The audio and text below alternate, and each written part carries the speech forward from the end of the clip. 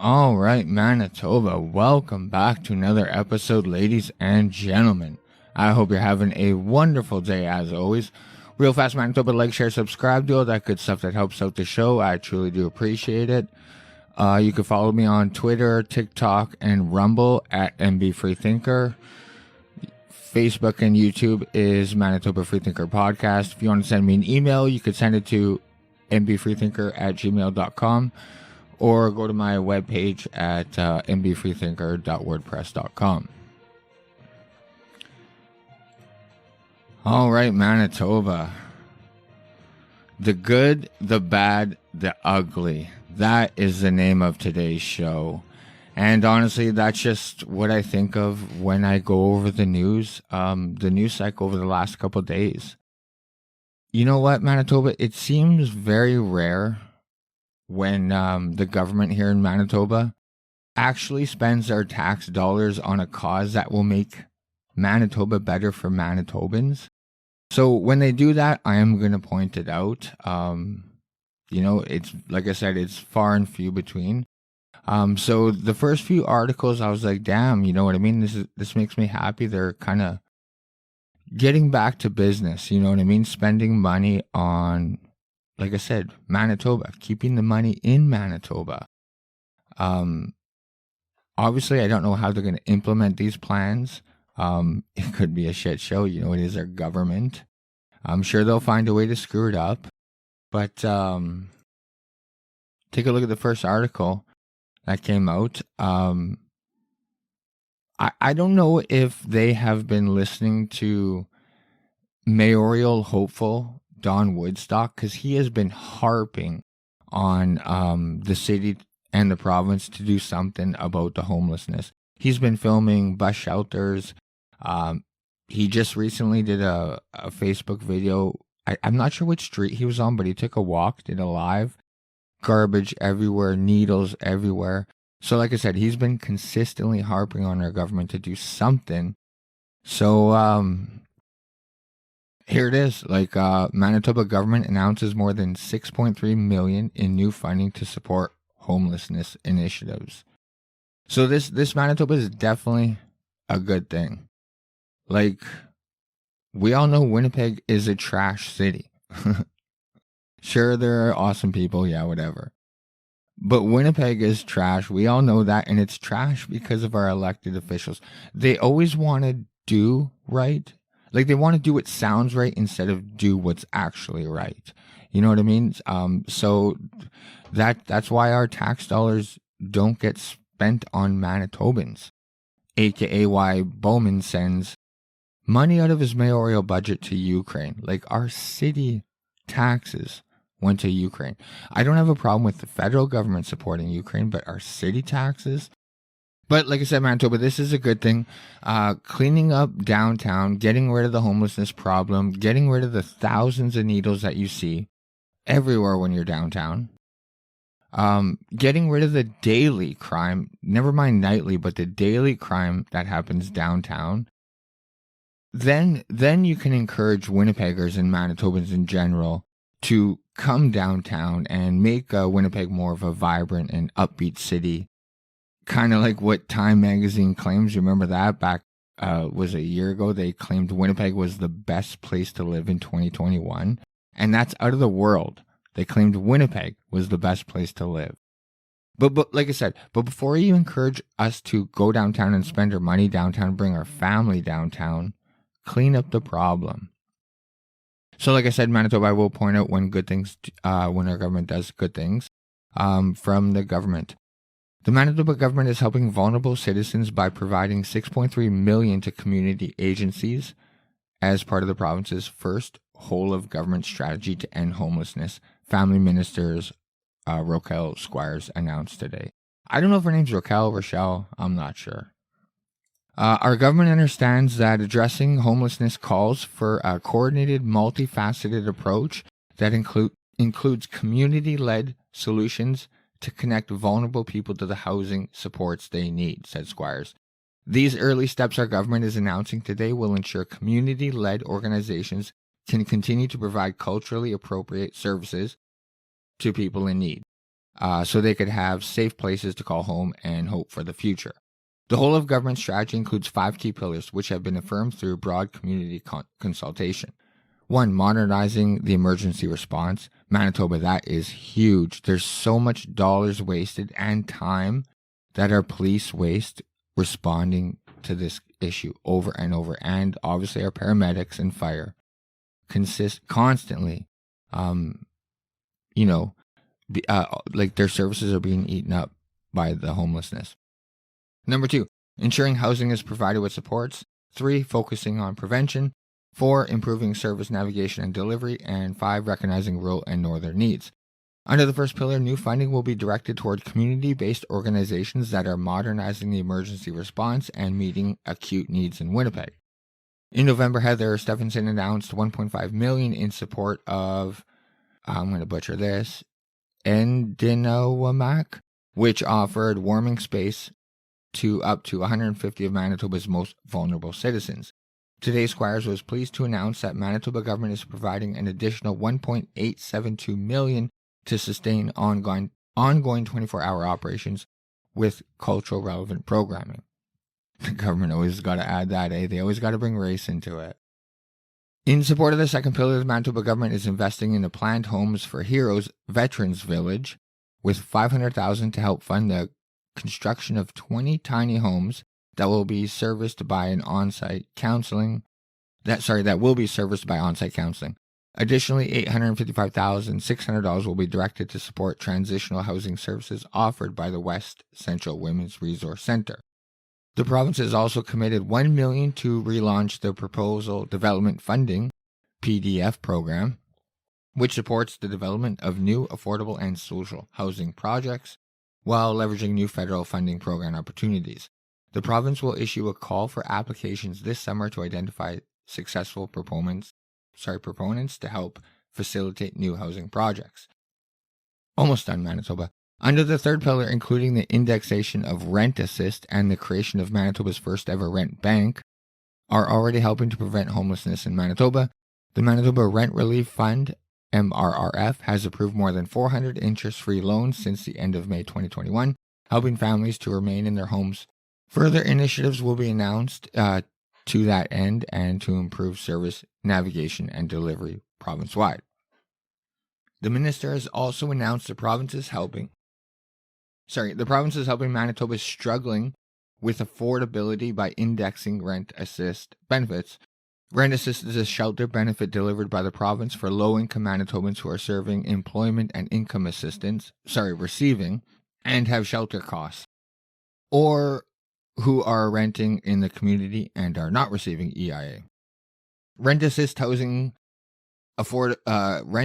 keeps housing affordable for Manitobans with low income. Each year, benefits are indexed to reflect 75% and the assessed median market rent. Okay, so yeah, like I said, this is all good. If you guys want to read the article, it's all over the mainstream media, but go to mb.gov.ca and check it out. But like I said, Manitoba, this is a good thing. Pumping all this money into the homelessness problem. Like, I don't want to keep saying it, but like I said, Winnipeg is trash, and we all know it. Everyone that lives here at least knows it.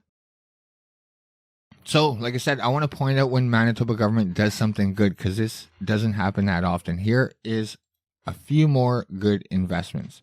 Canada and Manitoba invest in wastewater treatment and waste management infrastructure projects.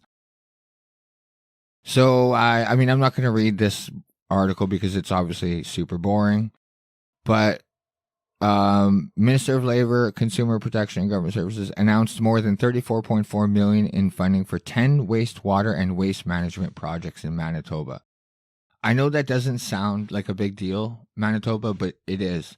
When these kind of projects are made, that creates a lot of jobs, so a lot of high-paying jobs as well. So I love when our tax dollars goes to buying or funding or creating institutions or whatever that better the life for all Manitobans, not just a select group.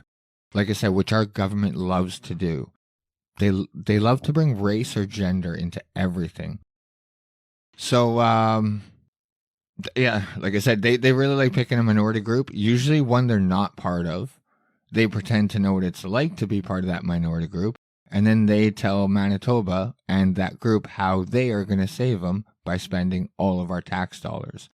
So I know there's nothing fun and exciting about water treatment plants or sewage treatment plants. But the more money that we invest in the province is a good thing. Like I said, these are the projects that help our economy. They create jobs, high-paying jobs, long-term high-paying jobs for thousands of Manitobans. And then, obviously, in turn, those Manitobans spend their money in Manitoba. So, it's good. And, I mean, and you would think that an updated facility would be more efficient and need less repairs, so that would also save money. So, good job, Manitoba, spending money in Manitoba. It's funny saying that because it doesn't happen that often. But literally, that was it for good. It doesn't take long when you go, when you read the news in Manitoba to get past the good. I covered this already a few shows ago, but the province, they will not drop it. They're now just trying to scare Manitobans with big fines.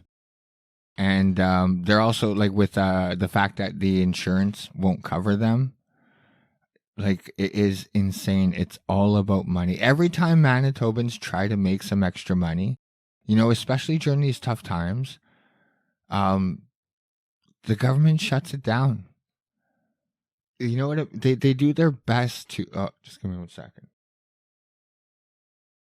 Yeah, they do their best to throw up as much red tape as possible every single time that there's an opportunity for Manitobans to make money. Like, do you guys remember Uber tried to come here years ago?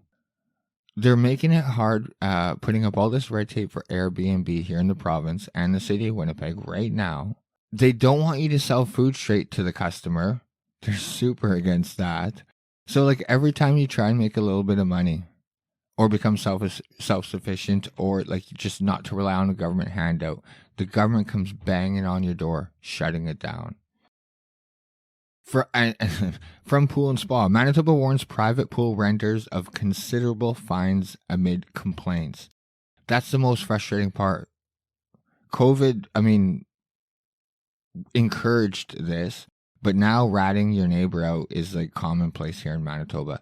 The province of Manitoba has warned property owners who rent out their private pools of fines of up to $672, resulting from a breach of provincial regulations around public and private pools.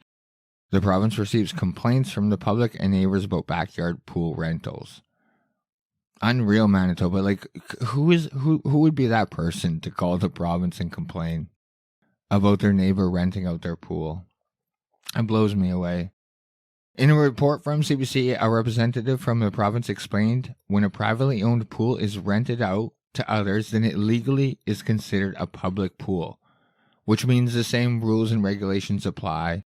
So they need a lifeguard, and they need specific lighting and all that stuff. So there's a famous or popular pool rental app, Swimply. It was launched in 2018, and apparently Manitobans are signing on a lot, especially with the hot weather we've been getting. And Manitobans are renting out their backyards, but the province is now cracking down on it. And this is what they do every time. Check this out. Insurance expert Anne-Marie Thomas, Director of Consumer and Industry Relations at the Insurance Bureau of Canada, has weighed in on the matter. It's important for people to understand, this quote, it's important for people to understand the risks that they're taking. She explained that insurance companies charge additional fees if someone uses a pool privately for their family, which is indicative of the extra liability around private pool use. No longer is it personal insurance policy with a family. Now the risk, meaning the home, is operating as a business, and it changes the risk, and it changes the policy, end quote. Like, this is what I mean, Manitoba. So for this they continue. For this reason, renters who use apps like Simply become prone to considerable legal liabilities because which their insurance providers could void if they void their contract with them. Simply does provide liability insurance of up to $1 million, but apparently, I mean, I don't know. They're saying this could not be enough. I guess maybe if someone rents out your party or your pool and dies. But it just seems like that's just the trend in Manitoba. And what blows me away is this is like the theme. Like when people are struggling, they're not letting you make extra money. You know, when people are starving, they're cracking down on the farmers. Like, what the fuck is going on? So I want to know, like, what happened to governing like a conservative? Like, we have conservatives. Heather Stephenson is our premier. And the same goes for Pallister.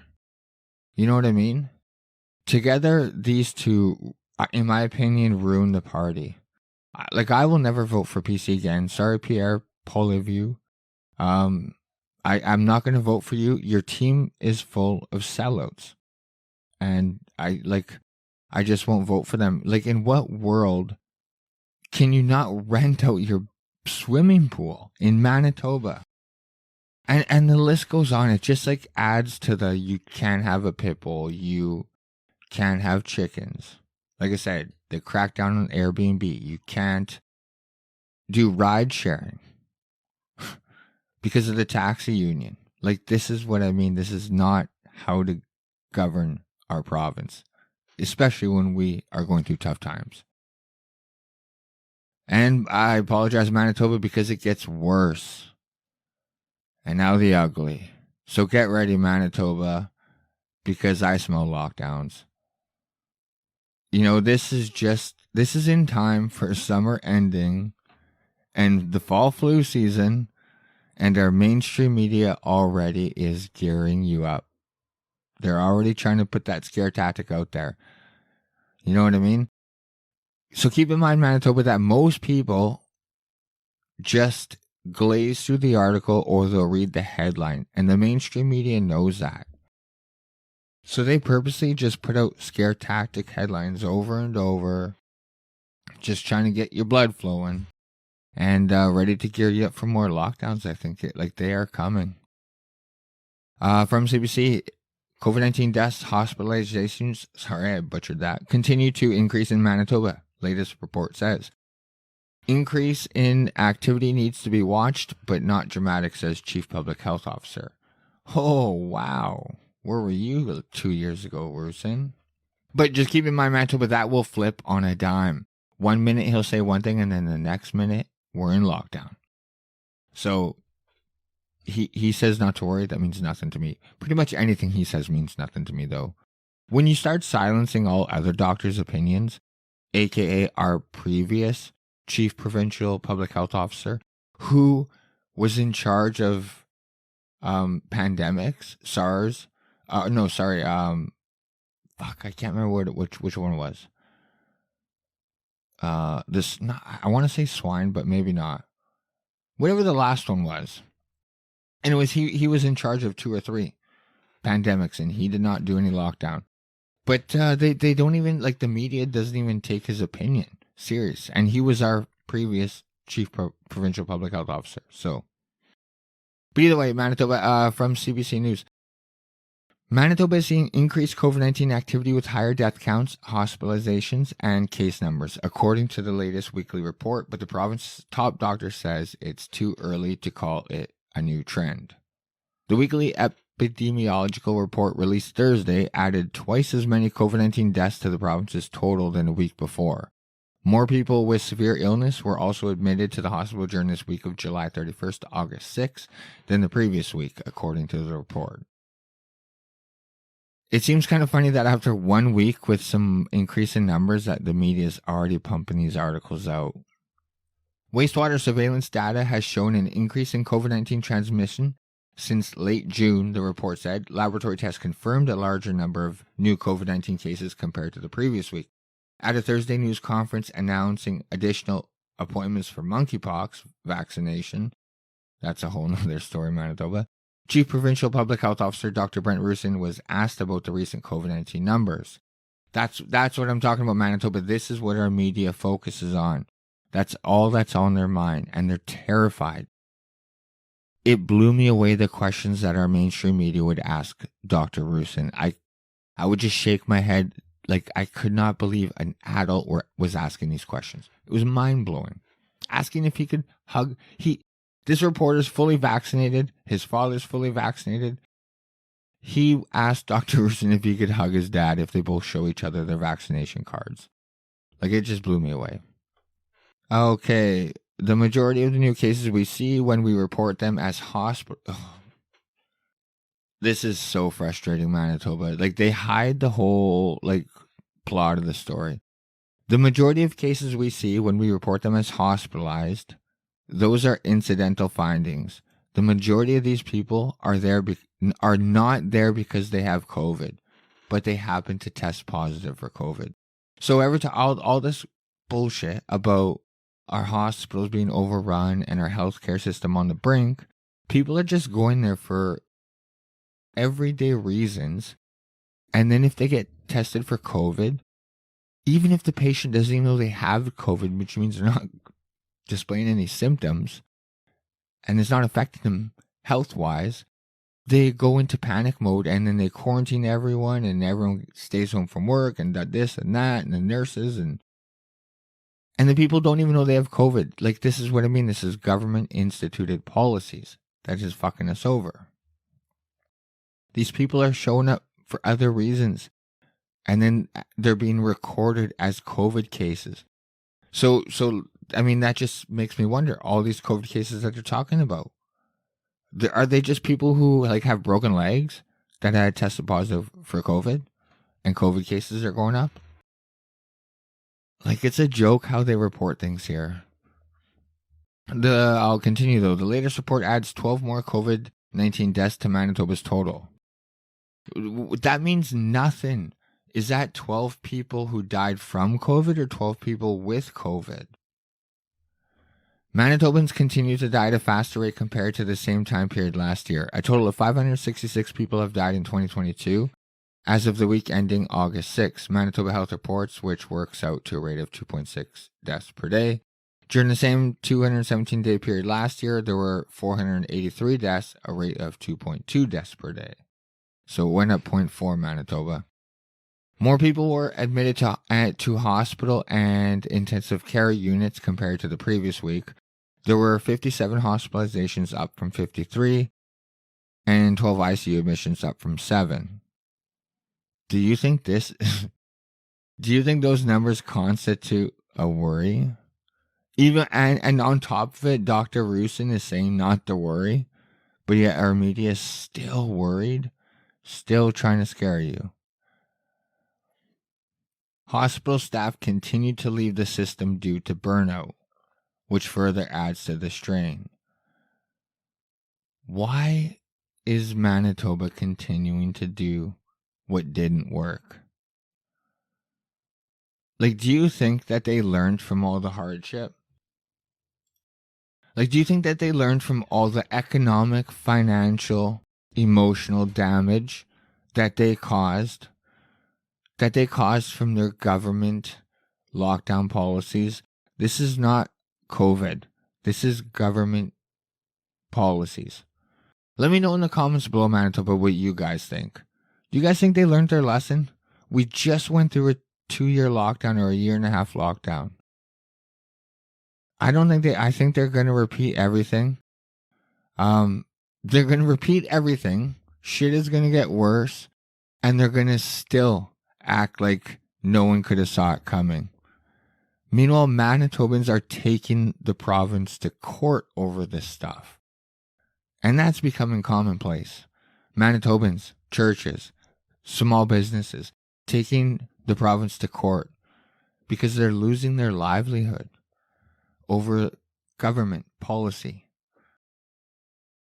So, you know what I mean? Rusin and Pallister, in my opinion, are two pieces of shit, and they have blood on their hands. Because this is the ugly Manitoba. Manitoba, from CBC News. Manitoba patients suffered... Oh, sorry, I gotta pull this up. You're still looking at me. Manitoba patients suffered delays, bed sores during height of pandemic. Like, this is hard to... frustrating. Because remember when your grandma and grandpa were going through this, you weren't even allowed to go see them. So you would have no way of finding out. From CBC News, latest critical incident report covers first 3 months of 2021.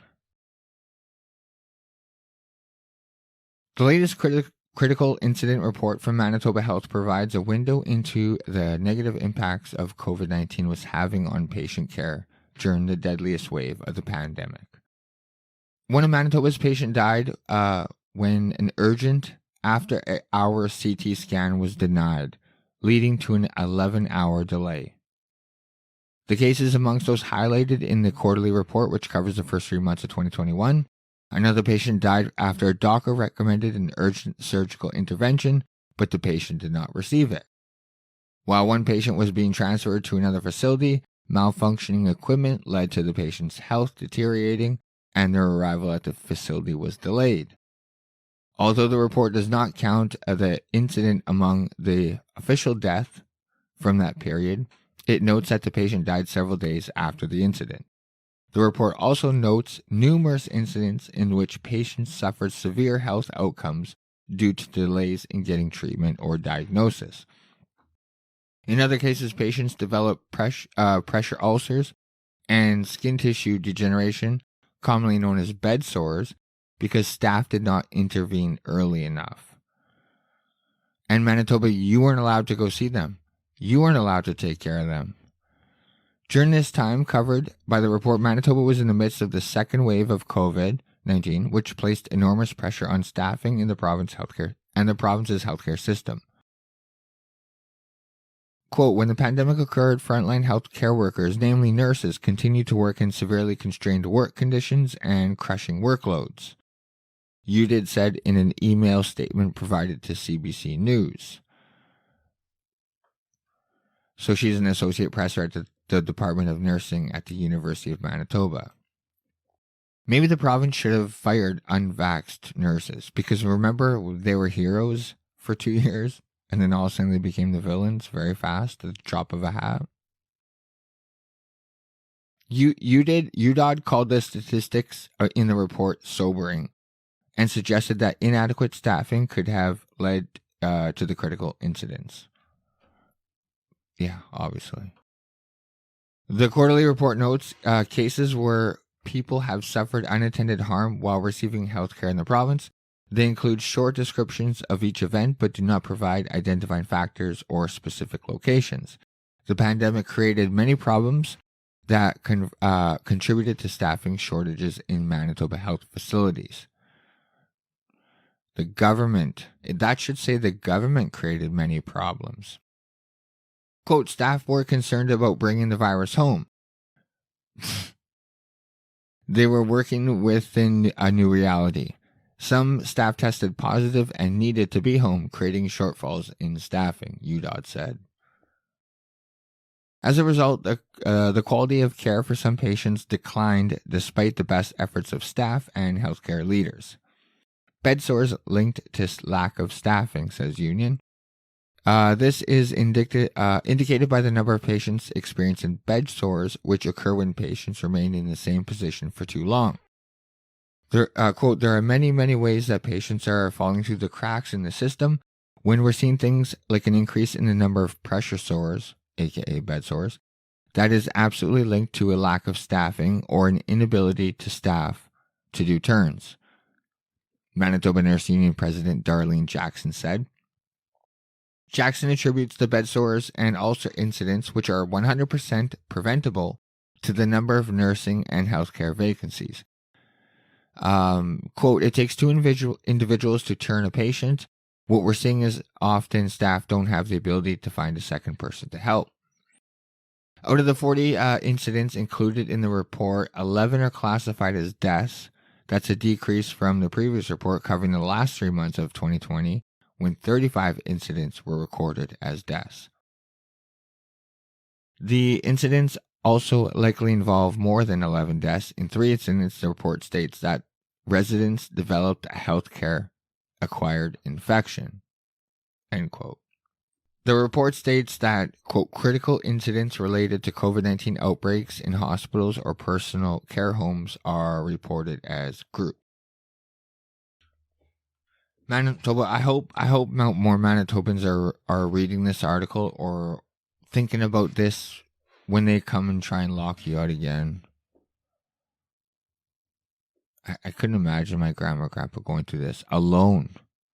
They didn't give a fuck. They just wanted to be with their family. And instead they weren't even turned over. They were getting bed sores. Since the time of the report, staffing has remained a challenge for Manitoba's healthcare system, while a backlog of tens of thousands of procedures has only recently begun to shrink.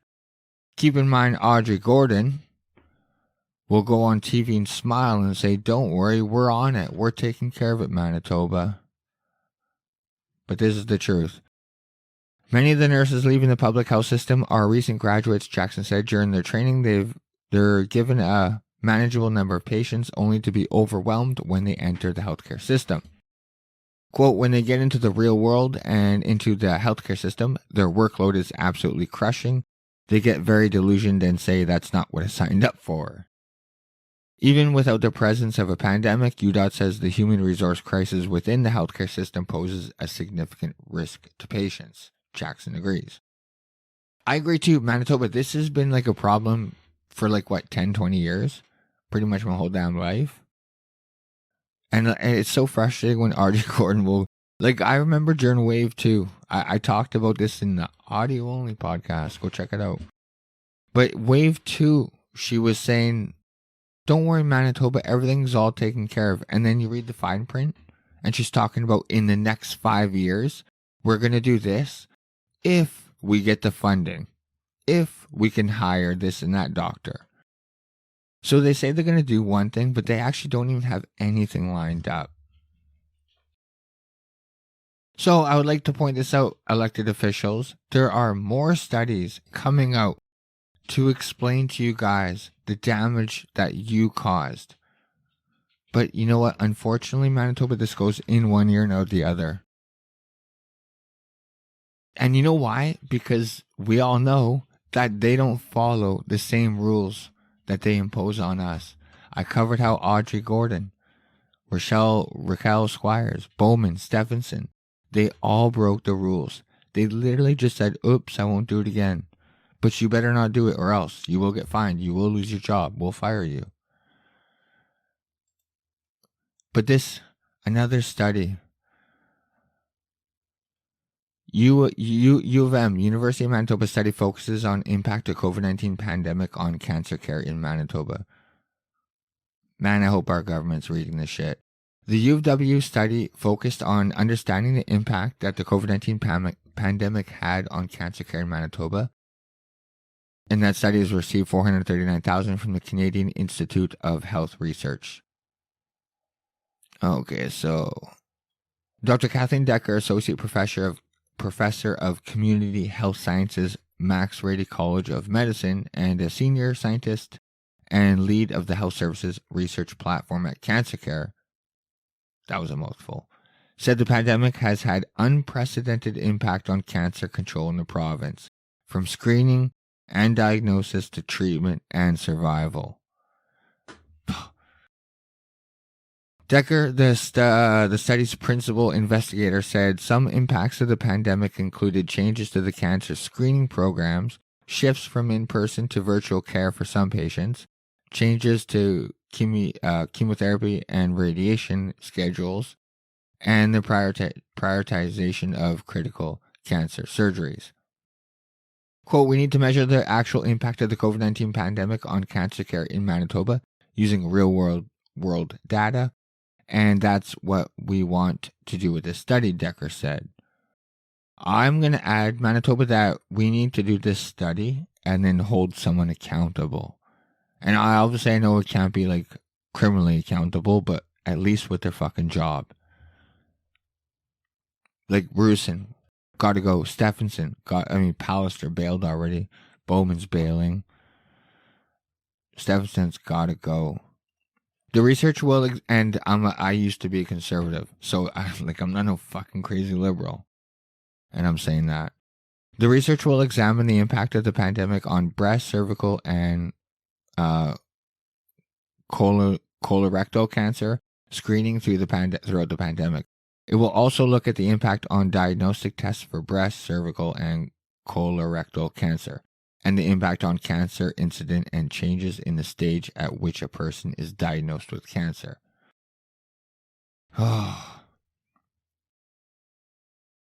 As well, the study will evaluate the impact of the pandemic on treatment rates and time to first treatment. That's the other thing is when these doctors catch cancer, they gotta treat it right away. And could you imagine hearing that there's a backlog? You just got diagnosed with cancer, and spoiler alert, I beat cancer, so I know what it's all about. But could you imagine? I couldn't imagine. I know what it's like to be diagnosed with cancer. And when I was, it was like 30 days later, I think less than that, that they did like my first surgery. Like they were on it right away. Cancer care is awesome. All these problems, that's the government. The nurses and doctors at cancer care kick ass. They're amazing. So the goal of the study is to really understand how the pandemic impacted cancer care, because this isn't going to be the last time the cancer care system is impacted by big changes, and we don't want to be vulnerable in the future, Decker said. Yeah, she knows what's coming. We want to learn from this so we can make our system better and more resilient, so that if this happens again, or even if there are other disruptions to the system, like flooding or equipment failures or supply chain issues, we can manage it better. So, yeah, okay, I'll just continue because it's almost done. Dr. Pamela Hebert, Assistant Professor of Surgery, Max Rady College of Medicine, and Head of Surgical Oncology at Cancer Care Manitoba, said that the disruptions in healthcare services could mean there are people who, this is frustrating, people who have missed or delayed cancer diagnoses. She said there are some unanswered questions they want to answer with this research. Quote, we know the patients who came through the door had received care, but one of the lingering questions is, are we missing patients? Said Hebert, a collaborator on the study. Are patients sitting at home afraid to get healthcare services and now going to have more advanced cancers? That is a big yes, Manitoba. We all know that's going to be true, unfortunately. And if we don't see them, where did they go? Some patients may have died of COVID. Just being able to explain that and then plan the cancer control, I think, is really important. Initial funding for the study came from Research Manitoba and the Cancer Care Manitoba Foundation. So there you have it, Manitoba. That's why I call it the good, bad, the ugly. Like the Manitoba government, they come up with one or two good things, like in their career, and then it just gets worse and worse. So I mean, like I said, Dr. Rusin and Brian Pallister and Heather Stephenson, you guys have blood on your hands. I'll say that over and over. I'll say that to anyone. These were not COVID caused. There were, take the states, for example. There were states that did lockdowns, states that didn't do lockdowns.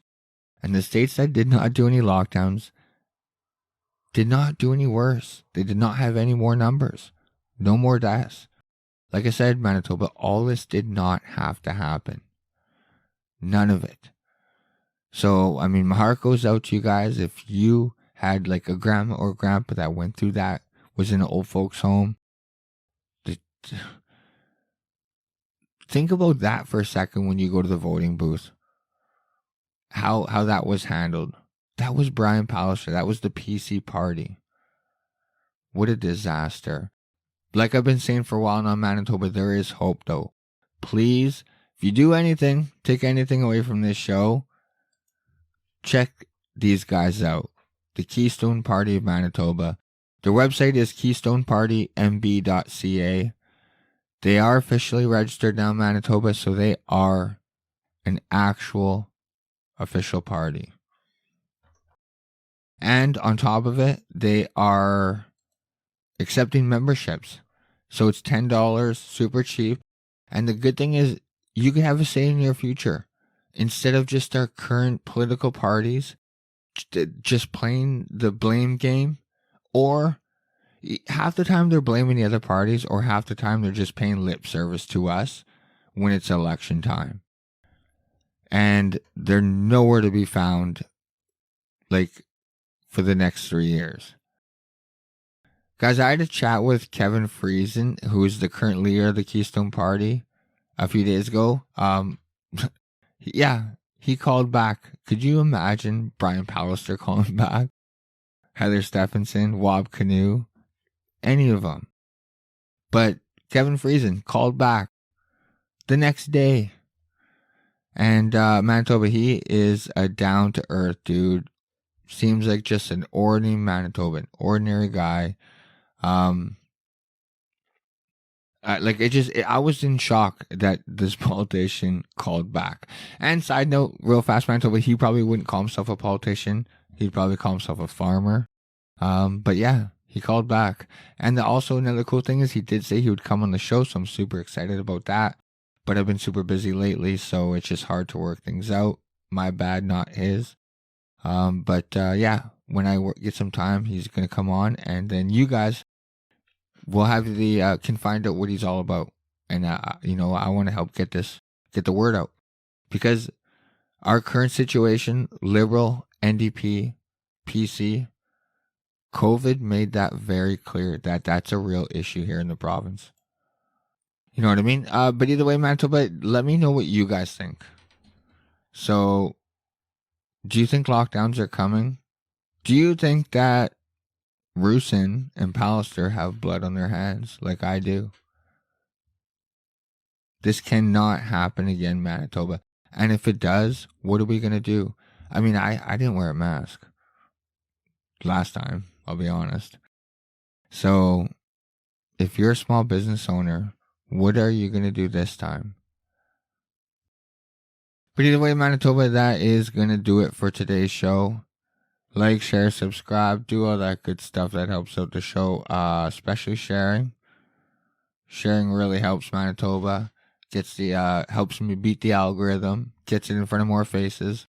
But either way, Manitoba, I think for the future, I'm just going to be doing a show Tuesdays and Thursdays. It seems to work out. I know every time I've told you guys when the schedule is going to be, I immediately changed it. I think I'm 3 for 3 now. I think last week I said it was going to be Monday, Wednesday, Friday. But that's just too much with working full time. So either way, Manitoba, Tuesdays, Thursdays, 9 o'clock. I'm going to start doing interviews. And hopefully I get better at this. But either way, Manitoba, I love you guys so much. Thanks for tuning in, and I'll catch you in another one.